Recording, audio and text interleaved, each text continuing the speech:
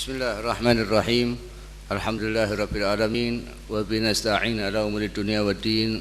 Wassalatu wassalamu ala sayyidil mursalin sayyidina Muhammadin wa ala alihi wa sahbihi ajma'in. Rabbi shrah li sadri wa yassir li amri wahlul 'uqdatam min lisani yafqahu qawli. Amma ba'du. Assalamualaikum warahmatullahi wabarakatuh. Alhamdulillah, kita panjatkan puja puji syukur kehadirat Allah Subhanahu wa taala.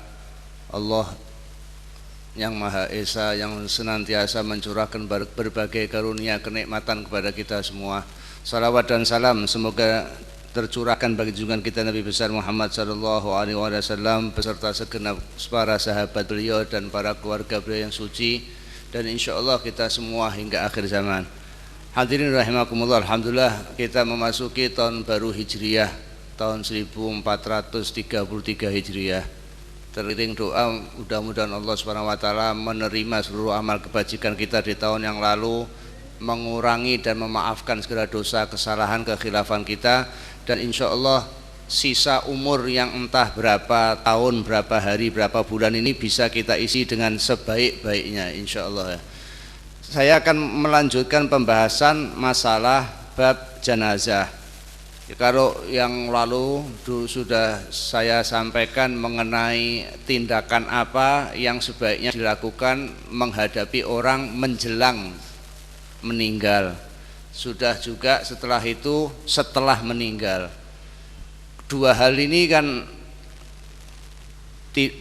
bisa jadi dengan sangat mungkin kita perlu jauh lebih detail mengetahui, karena kan mungkin belum ada orang yang datang, tidak bisa ngajak orang, tidak bisa ini. Tetapi kalau sudah meninggal kan biasanya ada orang yang datang, ada yang mengurus, ada yang segala macam. Jadi untuk masalah memandikan, mengkafani ini saya bicaranya tidak terlalu detail, tidak pas. Kalau di majelis seperti ini saya bicara terlalu detail, tidak pas. Itu kan paling tidak ada orang yang mengurus, tetapi kita tahu pokok-pokoknya, itu termasuk penting juga. Jadi nanti ini masuk pembahasan masalah memandikan dan mengafani, tetapi saya hanya bicara poin-poin pentingnya aja. Dan sebelum masuk ke masalah itu juga ada hal-hal penting menyangkut kematian ini. Di antaranya saya sampaikan di sini, satu di antaranya masalah pengumuman kematian.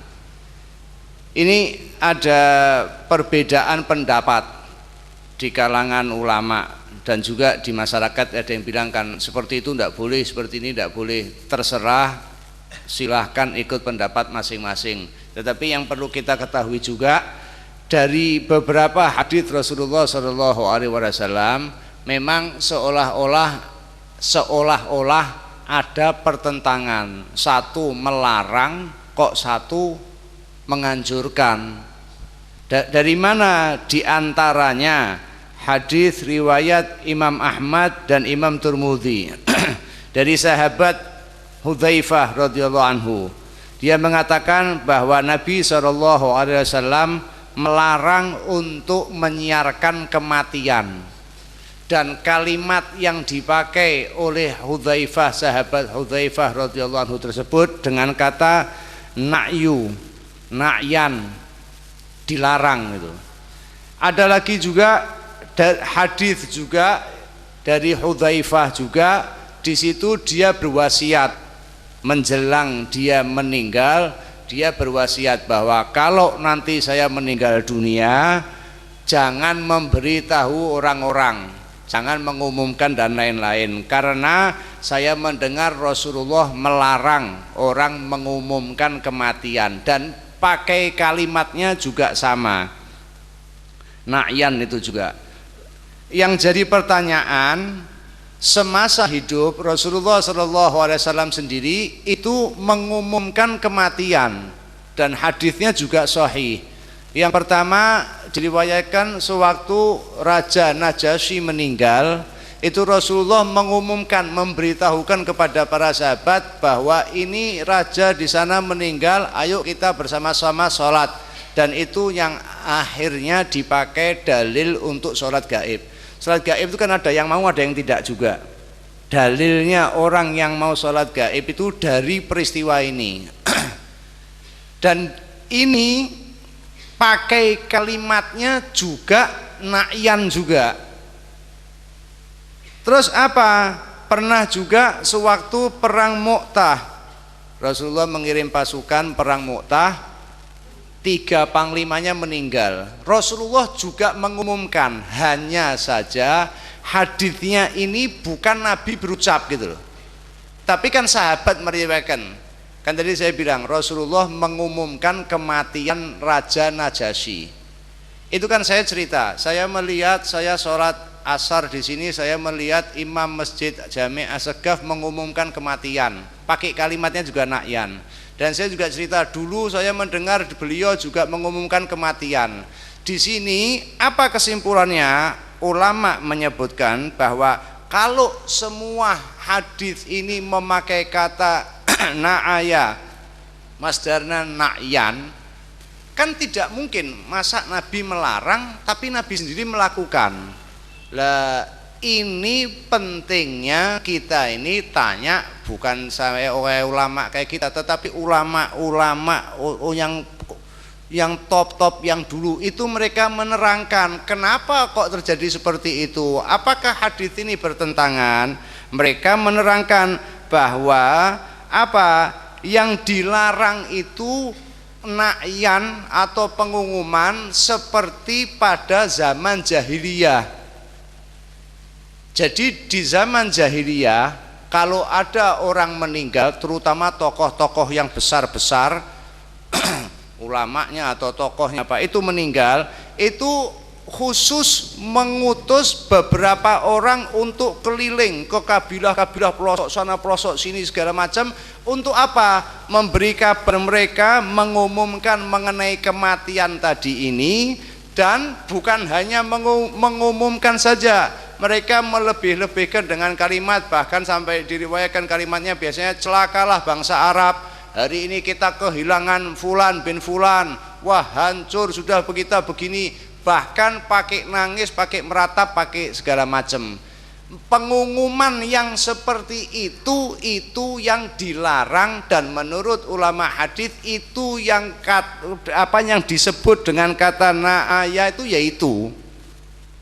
Tetapi kalau pengumuman pemberitahuan sekedar pemberitahuan, dari mana dalilnya? Ya Nabi sendiri tadi juga mengumumkan kok, itu tidak apa-apa. Tapi kalau memang Anda tidak mau, ya monggo silahkan, tapi jangan nyalahkan, kan ada dalilnya atau gitu loh. Alasannya kan punya apa? Nabi sendiri melakukan itu. Tadi yang saya cerita Najasyi 1 kali, dan yang 1 kali pada peristiwa kematian 3 sahabat. Kematian 3 sahabat ini keluar sedikit, ada ceritanya sedikit ya. Saya keluar sedikit mengenai ini. Rasulullah kalau tidak salah di tahun 7 Hijriah itu mengutus pasukan Sariyah berangkat menghadapi pasukan Romawi. Nama perangnya sendiri namanya Mu'tah. Sebelum berangkat Rasulullah SAW sudah berpesan bahwa yang memimpin pasukan ini 3.000 pasukan. Yang memimpin pasukan ini adalah Zaid ibnu Harithah. Andai kata terjadi sesuatu pada Zaid ibnu Harithah, pimpinan akan dipegang oleh Ja'far bin Abi Thalib. Andai kata terjadi sesuatu pada Ja'far bin Abi Thalib, pimpinan diperintahkan Rasulullah agar dibawa oleh Abdullah bin Rawahah.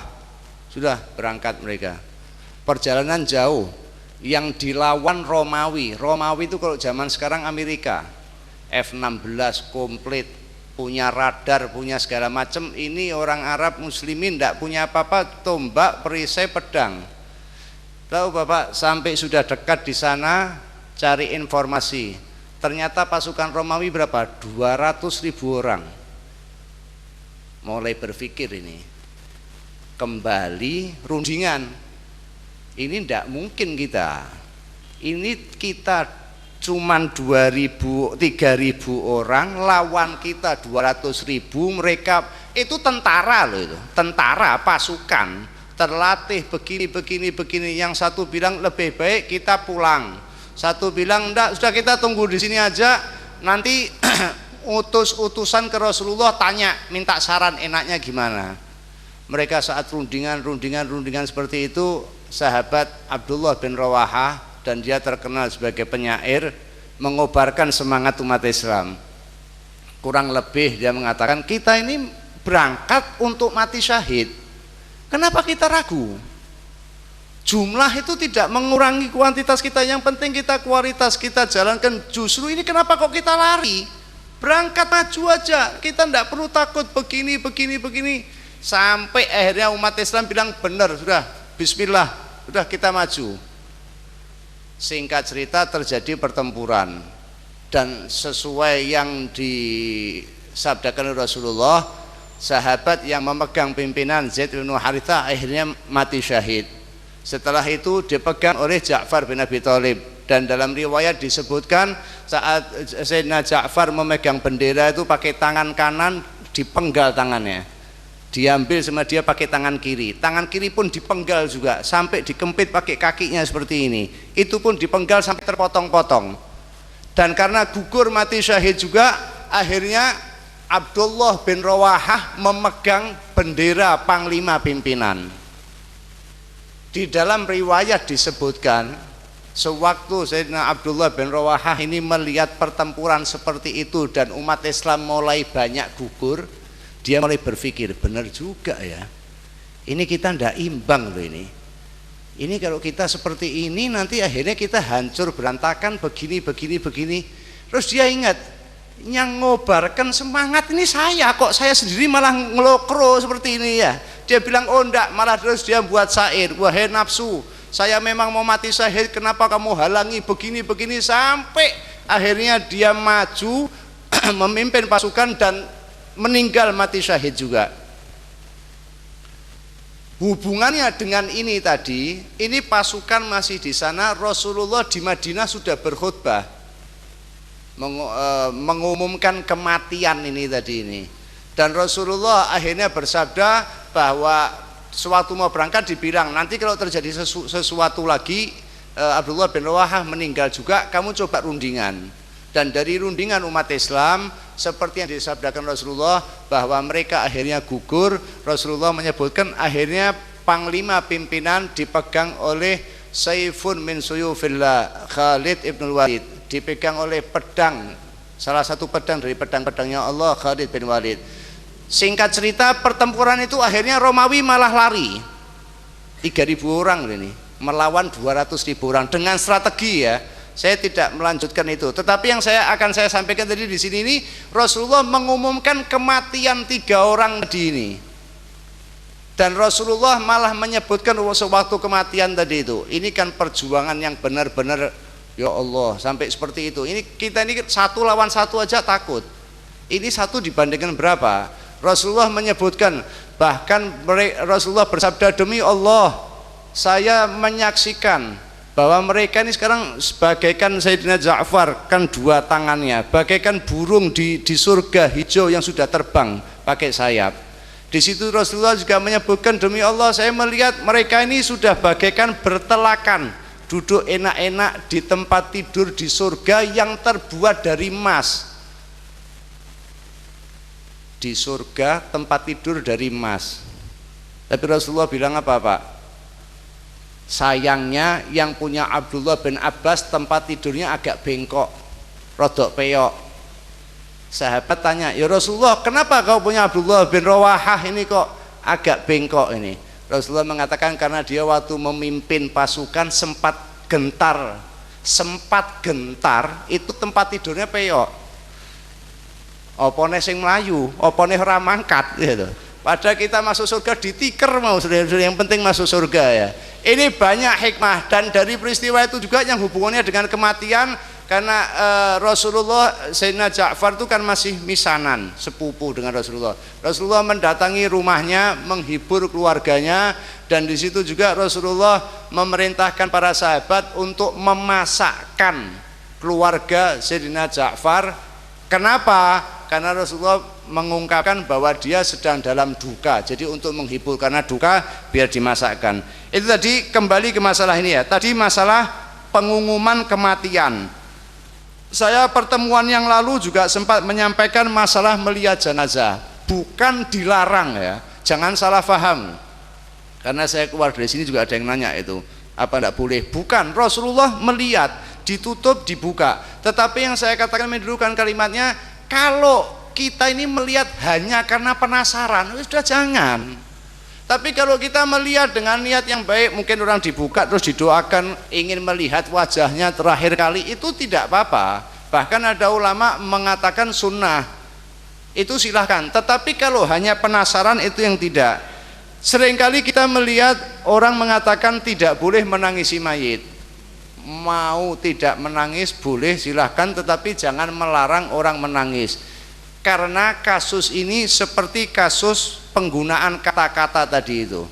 Tadi kan saya bilang pengumuman yang tidak boleh itu, yang sepakat ulama jelas itu pengumuman yang dikategorikan sebagai na'yan, atau pengumuman yang sampai kemana-mana terus apa namanya agar orang bersedih terus ikut menangis terus ikut, itu yang tidak boleh. Mengenai menangis ini juga diriwayatkan yang dilarang di dalam hadis yang sahih, tidak ada perbedaan di kalangan ulama, itu niyahah. Niyahah itu apa? Apa cuma nangis? Tidak ada perbedaan. Niyahah itu bukan cuma nangis. Kenapa? Karena Rasulullah sendiri di dalam hadis-hadis yang sahih, Rasulullah sendiri menangis, bukan cuma satu kali. Dan bukan hanya keluarganya Rasulullah menangis, sahabat yang meninggal pun Rasulullah datang, itu Rasulullah menangis. Itu bukan satu dua ya, banyak hadis. Nah, yang dikatakan niyahah itu menangis yang sampai meronta-ronta, terus gini-gini, terus baju disobek, terus semaput, itu yang tidak boleh. Tetapi kalau cuma menangis sendiri, malah diriwayatkan sewaktu Rasulullah SAW putranya yang bernama Ibrahim menangis, Rasulullah mungkin sahabat itu memahaminya tidak boleh menangis. Dia menyaksikan Rasulullah menangis, dia tanya, ya Rasulullah, Anda menangis? Katanya Rasulullah, saya nangis, hati ini bersedih. Normal kan, malah Rasulullah seolah-olah jawaban itu masa orang nangis di kepaten gitu loh. Tetapi kalau mau tidak menangis tidak apa-apa, tetapi bukan berarti dilarang menangisi mayit, tidak. Itu saya katakan ya, kalau memang Anda berpendapat tidak boleh silahkan, tetapi jangan melarang atau mengatakan yang tidak baik kepada orang-orang yang dia mereka menangis karena kematian dan lain-lain. Dikatakan juga bahwa Nabi menangis, termasuk sahabat-sahabat Rasulullah SAW. Juga diriwayatkan dari Siti Aisyah radhiyallahu anha, selain menangis termasuk boleh juga mencium jenazah.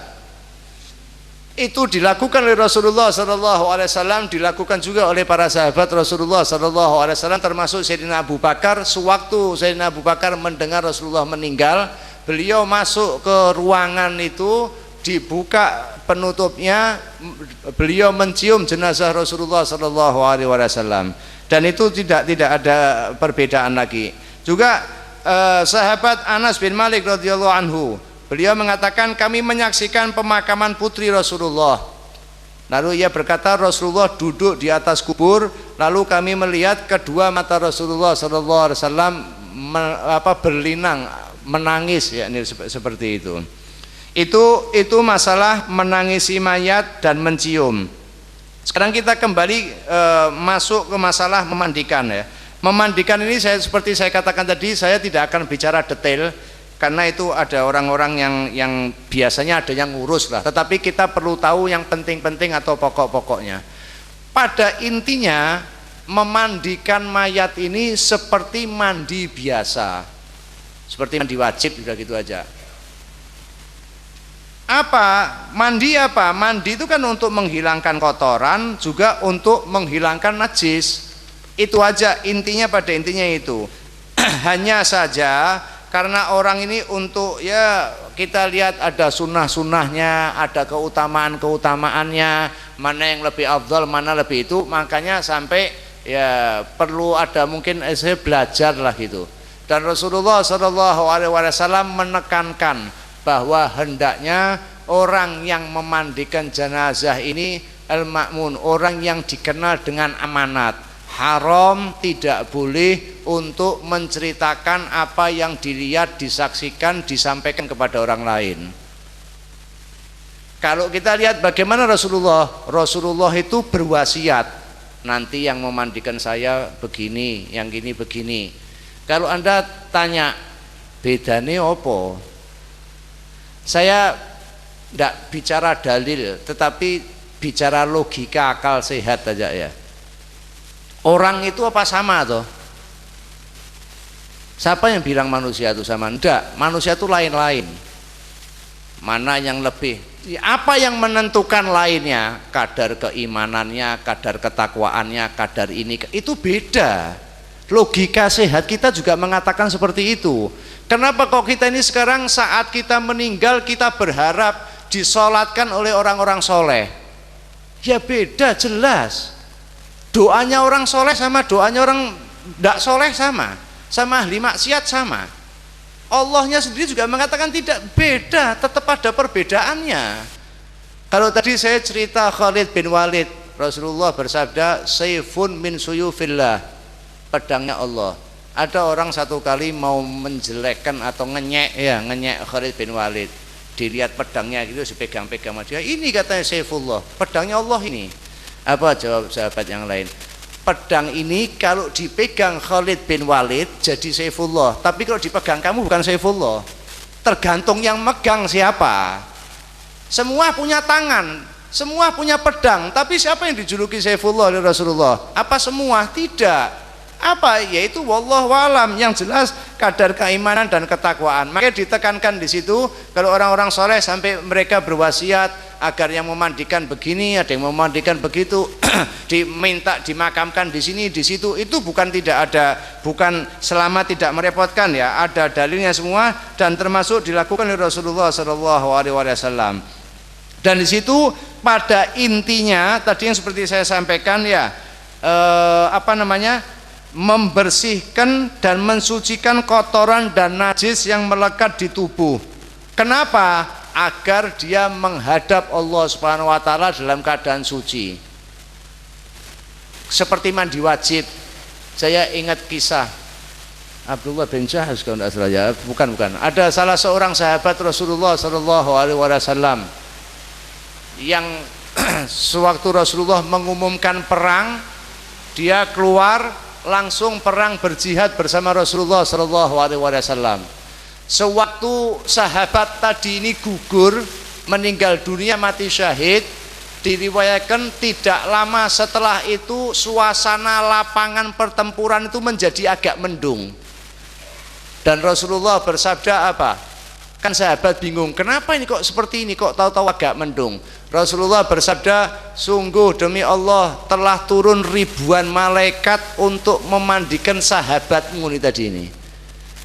Sahabat kan tanya, kenapa kok dimandikan malaikat? Diriwayatkan karena dia kemanten baru, harap maklum, waktu panggilan jihad belum sempat mandi wajib langsung keluar untuk jihad. Dan sahabat meriwayatkan, demi Allah setelah Rasulullah bersabda seperti itu, saya mendekati mayat sahabat tadi itu, dilihat masih ada tetes-tetes airnya, dimandikan malaikat. Allahu Akbar, Anda bisa lihat. Dan tidak main-main, kemanten baru ditinggal istrinya langsung jihad untuk apa? Jihad untuk mentaati perintah Allah dan perintah Rasul Shallallahu Alaihi Wasallam. Ya, tadi itu apa hukumnya? Hukumnya jelas itu fardu kifayah. Jadi memang kalau sudah ada yang melaksanakan, kita tinggal sudah tidak menjadi kewajiban kita lagi. Yang termasuk penting perlu saya sampaikan di sini, niat untuk memandikan. Jangan lupa ya, amal itu tergantung niat. Nah, masalah pelafalan atau tidak itu terserah. Anda mau melafalkan silahkan, tidak silahkan. Tetapi jangan lupa, jangan, saya yang kadang mikir gini, kalau orang yang melafalkan itu jelas kelihatan baca gitu ya. Yang enggak ini kan di hati. Tapi jangan lupa niatnya loh. Jangan lupa niat, karena tidak ada perbedaan di kalangan ulama. Niat itu menentukan. Malah masalah niat ini ya sedikit. Ulama itu kan menerangkan fungsi niat ini apa toh? Kalau satu hal, niat itu membedakan antara mana ibadah dan mana kebiasaan. Saya tadi bicara mengenai mandi wajib. Bedanya Anda mandi wajib dan mandi keramas biasa itu apa? Niat. Saya ulangi, niat di hati. Mau dilafalkan silahkan, tidak silahkan, tetapi jangan lupa niatnya gitu loh. Apa yang membedakan ini kebiasaan, ini amal, perintah? Apa bedanya mandi wajib dengan mandi biasa? Bedanya di niat. Apa bedanya Anda mengeluarkan uang biasa dengan zakat? Niat. Zakat kan ada perhitungannya, sasarannya. Itu kan jadi membedakan mana ini? Oh, ini kebiasaan aja, ini ibadah. Dan kalau sama-sama ibadahnya, fungsi niat itu membedakan ibadah yang mana. Kita masuk sholat, masuk masjid, sholat 2 rakaat. Sholat apa? Tahiyatul masjid, apa ba'diyatul wudhu, apa sholat sunnah mutlak, apa sholat macam-macam. Apa bedanya? Bedanya di niat. Nah, jadi jangan lupa, termasuk dalam memandikan jenazah ini juga niat untuk memandikan dan juga niat mewudhukan si mayat itu tadi ya. Terus apa yang termasuk penting di sini perlu saya sampaikan, yaitu selama memandikan aurat jangan dibuka. Ini termasuk yang cukup penting tetapi disepelekan ini.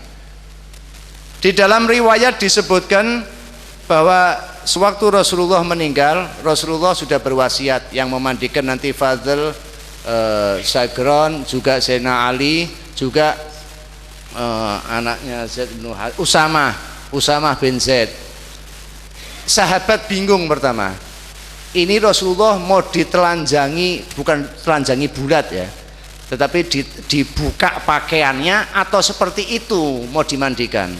Di dalam riwayat ada yang menyebutkan terdengar suara, ada lagi yang menyebutkan mereka seolah-olah ngantuk antara tidur dan tidak, tapi yang jelas terdengar suara, jangan dibuka pakaiannya Nabi.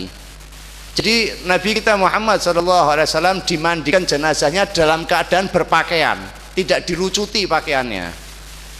Dari situ sebagian kecil ulama mengatakan lafzolnya mayat juga tidak dibuka, tetapi jumhur semua mengatakan itu khusus Nabi. Tapi kalau kita umatnya ini ya dibuka, tapi pas aurat ini ditutup. Bisa, bukan tidak bisa. Maaf, kita lihat apalagi termasuk di pedesaan di pinggir-pinggir, ya Allah, sudah ditonton orang ditelanjangi bulat dan melihat kemaluan aurat orang hidup mati sama saja, semuanya haram, tidak boleh, jangan. Jadi hati-hati ya. Tadi itu yang saya sampaikan, bahwa selama dimandikan ditutup, bisa. Ini kan sekarang kalau misalnya ditutup banduk antara pusar sampai dengkul sini, ditutup. Kalau terus memandikan gosok bisa kan, bisa dirogoh bisa. Termasuk kalau kita tadi melihat misalnya orang meninggal, terus mau kita buka pakaiannya, jangan ditelanjangi depannya orang, jangan. Bisa. Makanya kalau enggak bisa ya belajar. Bukan terus gini, ini yang tahu cuma panitia aja, orang yang ngurusi. Ini kan ya hal mudah. Anda lihat di rumah sakit itu kan ada caranya. Kalau mau ganti pakaian, masa orang sini dikip terus tangan digini-gini kan sakit semua. Ada caranya kan, digulungkan ke sana, dipasang sini begini. Begitu juga jenazah digunting itu dikasih dilurup ya bahasa Jawa, dikasih kain sini, terus turunkan sini, turunkan lagi. Termasuk waktu memandikan kasih handuk, selesai sudah. Dan itu tadi, usahakan dimandikan itu di ruangan tersendiri, paling tidak tertutup. Jadi jangan menjadi tontonan atau dilihat orang. Juga apa? Ini yang termasuk penting saya sampaikan, tidak hadir dalam ruangan tersebut orang yang bukan mahram. Jadi lawan jenis bukan mahram, kecuali suami istri. Itu boleh. Tapi misalnya ponakan, anak, jadi yang meninggal laki yang memandikan mungkin mau ikut apa ya, kalau tidak lebih bagus, tetapi masih boleh ya. Suami istri masih boleh. Di dalam riwayat ada Rasulullah menyebutkan tetapi tidak kejadian ya. Wallahu alam, Rasulullah hanya menyebutkan kepada istrinya Aisyah. Ada sahabat mengatakan ya mungkin cuman Rasulullah bercanda, tapi Rasulullah menyebutkan andai kata kamu ini mati duluan ya Aisyah, saya akan memandikan kamu, saya akan menguburkan kamu. Itu menjelang Rasulullah meninggal, tapi tidak terjadi. Tetapi yang jelas juga ada riwayat bahwa Fatimah Zahra berwasiat sewaktu akan meninggal agar suaminya Ali bin Abi Thalib nanti yang memandikan jenazahnya. Itu ada riwayat. Jadi boleh. Juga ini mereka yang memandikan ini dianjurkan memakai sarung tangan, terutama saat membersihkan kemaluan, dubur dan lain-lain lah. Dianjurkan, jadi lebih bagus. Ini yang utama sebenarnya jenazah ini lebih afdal, lebih utama dimandikan keluarganya. Ini yang jarang dilakukan ini malahan. Atau itu orang yang dikenal dengan kebaikan dan amanahnya minimal ada orang yang pengalaman ditambah keluarganya. Itu saya kira sudah arif, bijaksana, tepat. Jadi keluarganya ikut memandikan, ada orang yang ahli dan ditambah itu orang yang amanat, yang jujur, itu silahkan juga dianukan itu. Ini yang termasuk penting juga. Bila setelah dimandikan sebelum dikafani, sudah dimandikan sebelum dikafani keluar najis, yang termasuk saya tadi bilang ya, saya kan tidak akan membicarakan detailnya, tidak pas kalau di sini itu buat training itu. Yang pertama dilakukan itu kan membersihkan perut. Kan kemarin saya cerita perlu dikasih berat agar keluar najis. Sudah dimandikan sebelum dikafani keluar najis lagi. Bisa najis mungkin kotoran, atau mungkin kalau orang kecelakaan atau ini atau itu sakit yang agak parah keluar darah mungkin dari telinga, dari mulut, dari ini, dari itu. Itu apa? Dibersihkan semaksimal mungkin, semampu kita. Tetapi tanpa perlu diulang mandi dan wudhunya. Jadi dibersihkan. Namun bila setelah selesai dikafani masih keluar najis juga, maka tidak perlu dibersihkan atau dimandikan dan diwudukan lagi. Ini yang saya ketahui dari pendapat ulama. Faham ya? Jadi kalau masih memungkinkan, tetapi ini kita perlu pakai teknik juga. Itu yang tadi saya bilang termasuk detail. Apa? Andai kata keluar pendarahan dari telinga, ya disumbat gitu loh, disumpel biar tidak keluar. Oh masih keluar juga, mungkin kalau terpaksa betul dilapisi plastik. Tidak apa-apa. Ini kan untuk mengurangi pemandangan yang kurang sedap, kurang seperti itulah kira-kira gitu. Dan ini hal-hal seperti ini saya ulangi ya, ini menyangkut teknis, tetapi perlu juga kita ketahui agar kita tidak terlalu buta dengan hal-hal seperti ini ya. Yang termasuk di sini juga perlu kita tahu juga mengenai kapur barus. Di zaman Rasulullah juga kemenyan ini kalau zaman modern sekarang ini kesannya dukun. Orang bakar dupa di masjid sini juga, wah ini masjidnya yang dukune ini, wah ya tidak tahu ya, cuman mungkin tidak pernah baca hadis. Jangan lupa hadis mengenai kemenyan ini sahih benar ada, termasuk hadis Rasulullah SAW mengukupi kafan itu ada sahih. Yang jadi pertanyaan itu gini, kenapa diukupi? Ukup ini buat apa toh gitu ya? Dupa ini pewangi. Kalau tadi niatnya apa? Kalau sekarang ini ngukup dupa manggil jin itu dukun, tapi kalau mengukup dupa buat pewangi ya bukan dukun.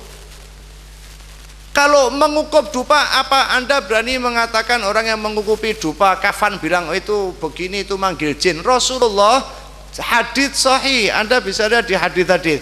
Rasulullah itu menyatakan secara jelas bahwa suruh mengukupi kafannya. Biar apa? Biar bau yang enak. Lah kalau Anda mungkin mengatakan zaman sekarang saya mau ndak pakai, ya silahkan. Diambil intinya. Kenapa? Apa dupa? Untuk pewangi. Ya sudah pakai pewangi. Anda mau pakai pewangi monggo, tidak monggo. Tetapi jangan mengatakan hal-hal yang seperti ya tidak enak ya telinga dengar ini kita kan Anda mungkin lihat di siaran langsung di Arab Saudi, Ka'bah. Itu beberapa jam sekali Ramadan itu kan ada orang bawa dupa itu keliling itu. Padahal di sana itu terkenal anti hal-hal seperti itu. Kenapa?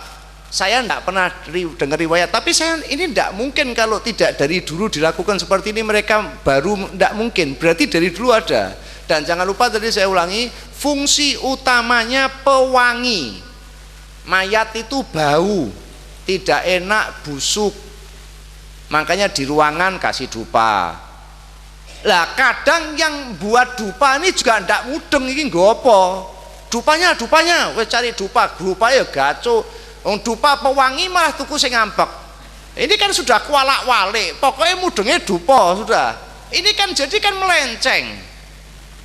Dupa itu apa? Dupa itu pewangi, biar wangi, ruangannya biar wangi. Jadi kalau ada bau, termasuk waktu memandikan dikasih dupa biar apa? Biar hilang bau yang kurang enak gitu. Dan termasuk juga diriwayatkan minyak wangi. Jadi bahkan Sayyidina Ali bin Abi Thalib di salah satu wasiatnya dia pernah mengatakan, kalau saya nanti meninggal, jenazah saya kafan dan jenazah suruh ngasih, ada botol kecil minyak wangi. Dan dia mengatakan ini minyak wangi ini dari Nabi, bekasnya Nabi. Ini yang oleh sebagian ulama dipakai dalil mengenai barokah tadi itu. Jadi disisai sedikit, dia berarti kalau saya meninggal nanti saya kasih minyak wangi ini ya, begini apa segala macam. Dan termasuk juga apa yang disebutkan di dalam hadis yang cukup sahih, sewaktu Rasulullah SAW putrinya wafat, dari hadis Ummu Atiyah radhiyallahu anha berkata Rasulullah SAW masuk ketika kami sedang memandikan jenazah putrinya. Jadi Rasulullah melihat, itu kan pelajaran ya. Apa lalu beliau bersabda, mandikanlah 3 kali, 5 kali atau 7 kali, ganjil. Jika kamu pandang perlu, pakailah air dan bidara. Dan pada yang terakhir kali dengan kapur barus atau kamper, atau campuran dari kapur barus. Ketika kami telah selesai, kami beritahukan beliau, dan beliau memberikan kainnya pada kami seraya bersabda, bungkuslah dengan kain ini. Apa juga ada tambahan riwayat Rasulullah menyebutkan suruh mendahulukan bagian-bagian yang kanan. Khusus mengenai kapur barus ini, ada ulama kan kita kan lihat, apa kok kapur barus ini, kenapa? Tadi kan saya bilang kalau sekarang ada minyak yang lebih bagus, lebih enak, baunya lebih begini, apa tidak kita? Ulama menyebutkan kapur barus ini bau harumnya. Ya dari sana sampai sekarang pun walaupun mungkin ada yang lebih harum, tetapi ada fungsi lain yang lebih penting. Menurut mereka diantaranya dipilih kapur barus ini karena relatif lebih bisa mengawetkan jenazah. Nomor 3 yang lebih penting juga bisa mengusir binatang. Kalau bapak tanya, percuma rong dino ya tetap bosok, betul, tapi kan belum dibungkus, belum dini, belum itu kan tetap ada butuh kita juga. Kalau ya nanti dilihat ya, jenazah ada kapur barus sama ndak, ada semut yang datang yang mana, dilihat dia. Itu jelas, dan ulama menyebutkan seperti ini, itu jelas ada hal-hal yang ingin disampaikan oleh Rasulullah SAW. Itu tadi mengenai mengkafani seperti itu. Saya sekarang masuk masalah juga masalah kafan itu sendiri, bahwa kafan Siti Aisyah radhiyallahu anha mengatakan bahwa Rasulullah dikafani dengan 3 kain putih yang bersih dari kapas tanpa ada baju dan sorban. Sahabat Jabir meriwayatkan bahwa Nabi SAW bersabda, apabila seseorang di antara kamu mengkafani saudaranya, hendaknya ia memilih yang paling baik kafannya. Tetapi paling baik di sini ada keterangan di dalam hadis yang lain, bukan mahal. Karena malah Rasulullah bersabda di dalam hadis yang lain, janganlah memilih kafan yang mahal. Karena apa? Karena toh itu juga akan rusak, jadi tidak perlulah gitu. Malah ada juga di dalam riwayat sahabat Sahal bin Sa'ad, dia mengatakan sewaktu beliau Rasulullah SAW duduk bersama para sahabatnya, termasuk satu diantaranya Sahal bin Sa'ad tadi ini, datang seorang wanita yang membawa, diriwayatkan selendang ya, jadi seperti sorban yang panjang itu, yang ditenun sendiri oleh ibu tadi itu. Dia menghadap Rasulullah dan di situ dia menyerahkan sebagai hadiah kepada Nabi. Kita lihat apa reaksinya Rasulullah SAW. Rasulullah bukan hanya menerima, tetapi Sahal meriwayatkan seolah-olah Rasulullah tuh masih butuh selendang lah gitu, butuh sorban. Wah ya terima kasih, dengan senang hati diterima. Sudah, setelah itu ibu tadi itu pergi dan Rasulullah SAW masuk ke dalam kamarnya, keluar kembali, dipakai, dikenakan selendang tadi itu. Ada sahabat yang duduk di situ terus langsung berkata, ya Rasulullah, bagusnya selendangnya buat saya. Kalau kita akan lihat ini baru dipakai, sudah diminta. Rasulullah masuk ke dalam rumahnya, dilipat, keluar lagi, diberikan. Sahabat-sahabat yang lain itu menegur sama orang yang minta ini, kamu tuh kurang ajar, jangan seperti itu. Kamu kan tahu Rasulullah tuh tidak mungkin menolak kalau diminta. Apa jawab sahabat tadi itu? Dan dia pintar benar. Dia mengatakan, saya minta ini aku mengharapkan berkahnya ketika dipakai oleh Nabi. Mudah-mudahan aku nanti mati dikafani dengan kain yang dipakai tadi itu. Dan sahabat Sahal meriwayatkan ketika orang tadi sahabat itu meninggal, ya betul dipakai itu tadi itu. Ini sebagai dalil juga, ini tadi kan saya bicara mengenai kafan, mengenai barokah dan lain-lain. Ada juga riwayat, walaupun tidak riwayat, ini tadi riwayat kuat ya, saya lupa mencantumkan ya, kalau tidak salah ini Bukhari Muslim gitu-gitu. Ada juga riwayat yang disebutkan sewaktu istri Abu Thalib yang bernama Fatimah meninggal, Rasulullah itu memanggil kepada Fatimah istri Abu Thalib ini dengan sebutan Ummi. Rasulullah masuk sendiri ke dalam liang lahat, ikut mengebumikan, bahkan satu riwayat bajunya dilepas, ditaruh di situ. Ini yang membuat atau ada dipakai sebagai dalil alasan dari ulama-ulama pengamalan hal-hal seperti ini. Tapi tidak perlu berlebih-lebihan. Yang nomor dua, kita juga tahu mau bajunya siapapun, kalau orangnya tidak karu-karuan bukan hal-hal seperti itu. Dan kita sudah tidak punya barangnya Nabi. Tetapi paling tidak karena masih ada orang soleh, orang bukan kita menomorsatukan, tidak. Kita cari amal, tetapi paling tidak yang mau begitu tetap hati-hati, jangan asal dan lain-lain. Tetapi bisa kita ambil hikmah atau pelajaran dari hal-hal yang seperti itu. Itu tadi mengenai kafan. Sholat sudah sempat saya singgung kemarin dulu, tetapi ada hal yang menarik mengenai sholat jenazah ini, bahwa sahabat Jabir ibnu Samurah, gimana kalau ada orang bunuh diri, disolatkan atau tidak? Mungkin perampok ngerampok ditembak polisi mati, disolatkan atau tidak? Ulama mengatakan, termasuk ini dari sahabat Jabir ibnu Samurah radhiyallahu anhu berkata, pernah dibawa ke hadapan Nabi SAW seorang pria yang mati bunuh diri dengan tombak, dan Rasulullah tidak mensolatkan, tetapi tidak melarang sahabat lain untuk sholat. Ini riwayat Muslim. Jadi ada perbedaan, ada yang bilang begini, ada yang bilang begitu. Ada riwayat lain disebutkan Rasulullah mensolatkan seorang pria yang mati karena dirajam. Konon Rasulullah masih duduk, ada orang datang mengaku berzina. Rasulullah itu malah tidak senang seperti itu. Masih sudah Anda tanya sampai 4 kali tetap dia bilang, malah Rasulullah bilang, ini mungkin orang ini gila atau gimana? Enggak. Ya sudah, ditanya kamu sudah punya istri, sudah dirajam. Dirajam, malah karena waktu tengah-tengah dirajam dia lari, tapi singkat cerita akhirnya meninggal dan Rasulullah sholat. Malah Rasulullah disebutkan, saya apa ya, tidak mengecilkan amal seseorang, tidak, dan dia datang untuk menyerahkan nyawanya karena bertobat kok. Apalagi juga dikatakan bahwa menurut ulama dari, jadi yang saya maksudkan tuh gini loh. Tadi bapak-bapak saya akan menyampaikan ada hadis melarang mengumumkan orang meninggal, tapi Nabi sendiri mengumumkan, kok beda? Nah, di sini ini kan terus kita tanya ulama itu bukan berarti meninggalkan Al-Qur'an sama hadis. Mereka yang tahu hadisnya dikumpulkan semua disimpulkan dan mereka jauh lebih ahli. Makanya tadi ini kok Nabi bilang dia tidak sholat, tetapi di lain kesempatan kok Nabi sholat.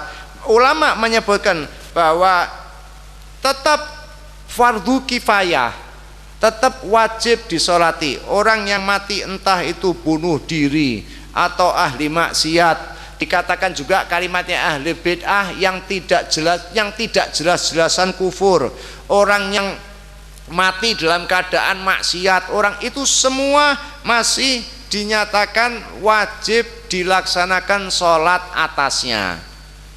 Saya ulangi, kalau ada yang berpendapat tidak, monggo silahkan, tidak usah disolati, jadi tidak usah rame. Tapi kalau kita mau kita sholat ya jangan diramekan, sudah jalan sendiri-sendiri jadi enak sudah. Jadi kalau Anda memang tidak mau mensolati silahkan, tetapi kita yang jelas yang kita lakukan bukan asal atau tidak, tetapi kita juga punya alasan, kita punya dalil, dan kita punya tanggung jawab, dan kita pertanggungjawabkan dunia akhirat. Imam Ahmad radhiyallahu anhu mengatakan, menurut Imam Ahmad, setahu saya Nabi mensolatkan seluruh jenazah kecuali dua kelompok atau dua kejadian. Yang pertama menggelapkan harta rampasan, yang kedua bunuh diri. Nabi tidak sholat bukan berarti Nabi melarang sholat loh, tidak. Malah ada dua hadis yang di situ Rasulullah menyebutkan Rasulullah tidak sholat kepada orang yang berhutang, tetapi akhirnya sholat. Kenapa? Karena sudah ada yang menanggung hutangnya. Jadi Nabi tanya, ini ada, dia punya hutang, ada, sudah kamu sholat aja. Sahabat bilang, saya ya Rasulullah, saya akan menanggung hutangnya. Akhirnya Rasulullah juga mensolati jenazah tadi itu. Dan ulama juga menerangkan kenapa kok Nabi sampai tidak mensolatkan. Di dalam satu riwayat juga disebutkan bahwa ada seorang penyapu masjid meninggal, wanita, Nabi tidak dikabari. Tahu-tahu Nabi kan perhatian gitu, ini ibu ini kok tidak ada kemana, sudah meninggal, loh kok tidak dikabari saya. Ya waktu itu malam-malam masa kita mau mengganggu begini. Akhirnya Rasulullah mendatangi makam ibu tadi itu. Orang kan pikir orang miskin kayak gini gembel, buat apa ngabari Nabi. Tapi Nabi malah marah.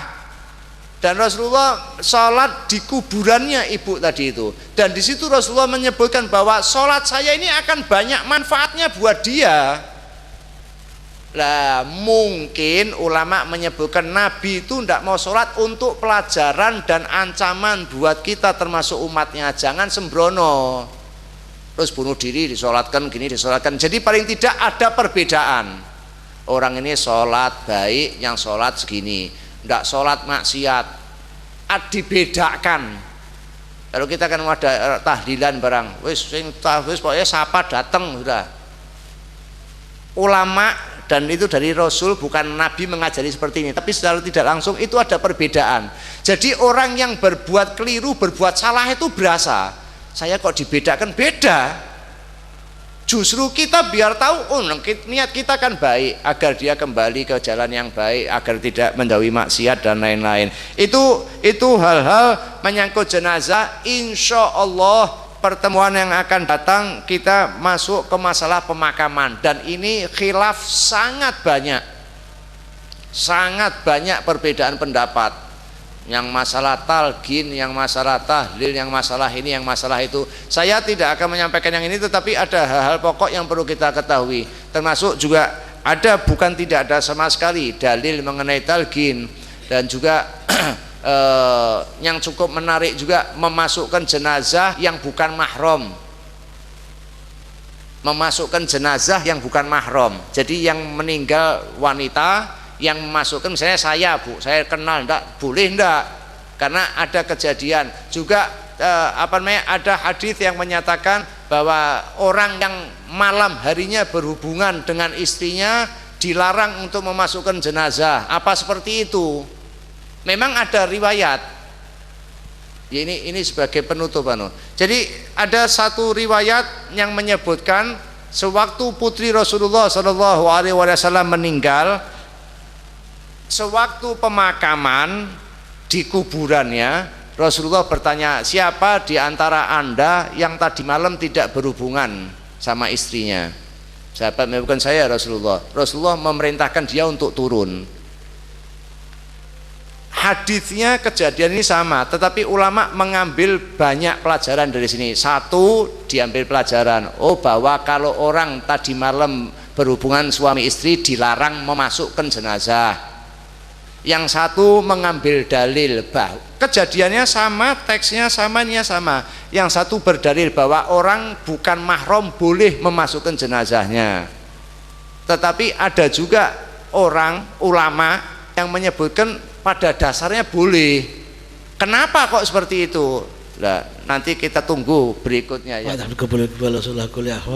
إلى أرواح سيدنا رسول الله أزواج رسول الله أصحاب رسول الله وأهل بيت رسول الله وذرية رسول الله وإلى أرواح والدينا ووالديكم وأمواتنا أمواتكم وأموات المسلمين ومن عمر هذا المسجد وعبد الله فيه والمتصدقين عليه والقائمين بحقوق من السابقين واللاحقين مشايخنا مشايخهم وذوي الحقوق علينا وعليهم أجمعين الله يغفر لهم ويرحمهم ويغشاهم الجميع بالرحمة والمغفرة وأن يعلي درجاتهم الجنة وينفعونا بأسرارهم وأنوارهم وعلومهم من نفعاتهم بالدين والدنيا والآخرة وبحقهم على الله وأسرارهم عند الله أن الله يفتح علينا وعليكم فتوح العارفين يفقهنا وإياكم في دين ويعلمنا التأويل ويهدينا وإياكم إلى سواء السبيل ويجعلنا وإياكم من عباد الله الصالحين ويجعل جمعنا هذا جمعا مرحوما وتفرقنا من بعد تفرقا معصوما ويغفر ذنوبنا ويستر عيوبنا ويشفي مرضانا ويعافي مبتلانا ويحسن أخلاقنا ويوسع أرزاقنا من غير تعب ولا مشقة مع اللطف والعافية والصحة والسلامة والتوفيق والهداية ويطول أعماركم في طاعة الله ورسوله ويتكرم علينا وعليكم بحسن الخاتم عند الموت فيه خير ولطف وعافية والسلامة وإلى حضرة النبي سيدنا محمد صلى الله عليه وسلم. الفاتحة. أعوذ بالله من الشيطان الرجيم. بسم الله الرحمن الرحيم. الحمد لله رب العالمين الرحمن الرحيم مالك يوم الدين إياك نعبد وإياك نستعين اهدنا الصراط المستقيم صراط الذين أنعمت عليهم غير المغضوب عليهم ولا الضالين آمين. يا ربنا اعترفنا وأننا أسرفنا على لظى أشرفنا فتب علينا توبة تغسل كل حوبة وآمن الروعات واغفر لوالدينا ربي ومولودينا وسائر الخلان وكل أو جيرة أو صحبة والمسلمين أجمع آمين ربي فضلا وجودا منا لا باكتساب بالمصطفى الرسول نحظى بكل سول صلى وسلم ربي عليه عد الحبي وآله وصحبه عدالة عشر الصحبي والحمد للإله في البدء والتناهي.